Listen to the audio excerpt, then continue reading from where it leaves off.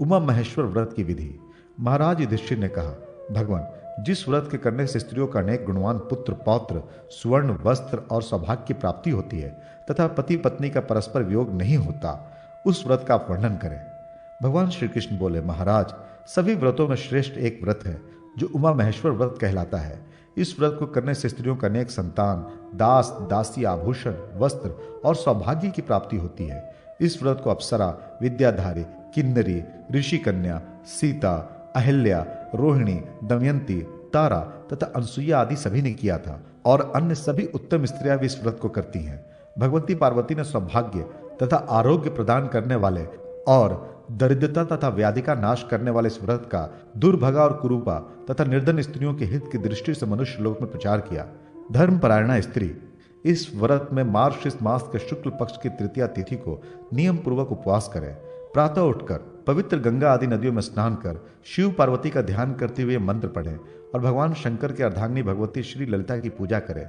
भगवती उमा को अपने आधे भाग में धारण करने वाले हे देव देवेश्वर भगवान शंकर, आपको बार बार नमस्कार है। महादेवी भगवती पार्वती, आप भगवान शंकर के आधे शरीर में निवास करने वाली हैं, आपको नमस्कार है। पुनः घर आकर शरीर की शुद्धि के लिए पंचगव्य पान करें और प्रतिमा के दक्षिण भाग में भगवान शंकर और वाम भाग में भगवती पार्वती की भावना कर गंध, पुष्प, गुग्गुल, धूप, दीप और घी में पकाए गए नैवेद्यों से भक्ति पूर्वक उनकी पूजा करें। इसी प्रकार 12 महीने तक पूजन कर प्रसन्नचित हो व्रत का उद्यापन करें। भगवान शंकर की चांदी की तथा भगवती पार्वती की स्वर्ण की मूर्ति बनवाकर दोनों को चांदी के वृषभ पर स्थापित कर वस्त्राभूषणों से अलंकृत करें।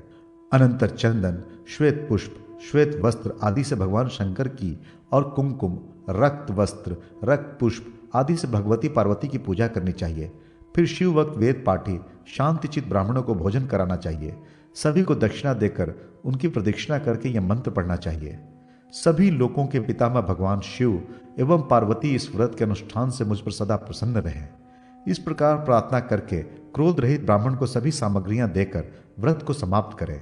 इस व्रत को जो स्त्री भक्ति पूर्वक करती है वो शिव जी के समीप एक कल्प तक निवास करती है।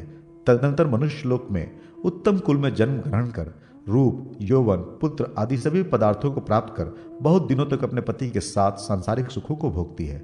उसका अपने पति से कभी वियोग नहीं होता और अंत में वो शिव सायुज्य प्राप्त करती है।